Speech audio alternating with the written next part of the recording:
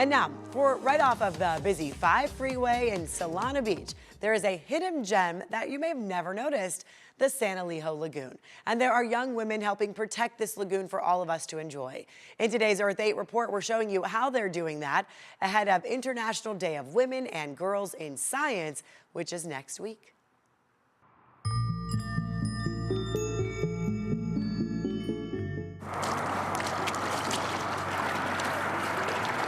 When you love being out in nature, it's hard not to want to protect it. That's the reason these young ladies have ventured out into the water, wearing waders and all. I've never worn waders like these before. They gently walk into the San Elijo Lagoon.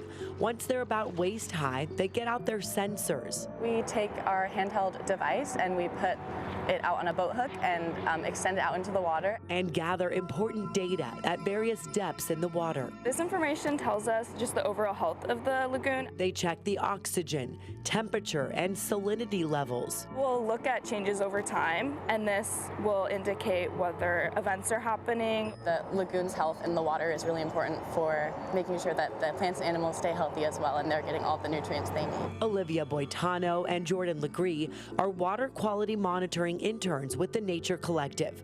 They're doing the important work, keeping tabs on a body of water that connects so much. The lagoon is a natural filter for pollutants, and it will provide clean air and water for all biodiversity and humans to use. This lagoon also acts as a natural floodplain, so it can help mitigate against high precipitation events and prevent runoff and flooding. This beautiful watershed providing food for all of these coots, becoming a safe haven for deer. Look at how many of them. It also brings together the salt water from the Pacific Ocean with fresh water, all tucked away under the busy 5 freeway. If you drive by too fast, you'll miss it. It's so interesting, and I feel like I drove by it a lot growing up and never really took the time to stop by, but yeah, it's a great place to be and so peaceful, and I would highly recommend people stop by. It's a unique and vast space teeming with variety.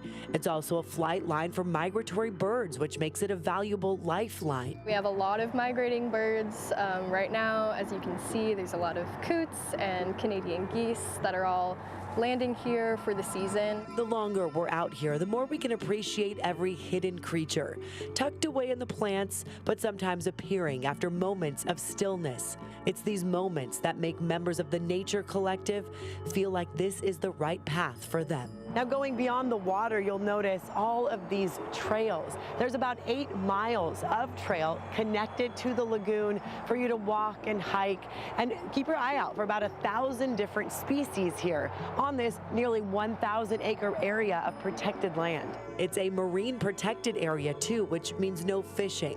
It's also home to endangered species, which calls for extra work in preservation, something Brenna O'Brien is proud to help teach and navigate as the operations assistant of the Nature Collective. To understand things so closely is really special. She's also a mentor to interns interested in the same fields of environmental science, climate change, and conservation. I love being able to just talk about something I care so much about with other people who also care about it. So when things get hectic in your day-to-day life, it's a really amazing hidden gem here in Solana Beach and Encinitas.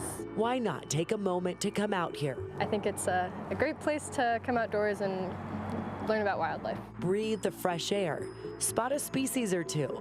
And as you do that, take note, there is a team of women scientists and aspiring environmentalists who help make all of this possible. And when you get up to the top of Annie's Canyon there, you get to look down and see the lagoon and just see how beautiful it is, and to know that there's these scientists that are helping with that beauty is making sure the levels are healthy so that these animals can really benefit and thrive there. And you can take a guided tour. They're having one this Saturday. Nice. Also help volunteers with restoration efforts next Wednesday if you'd like. We have it all on our website, cbs8.com. Just click on the link to this story.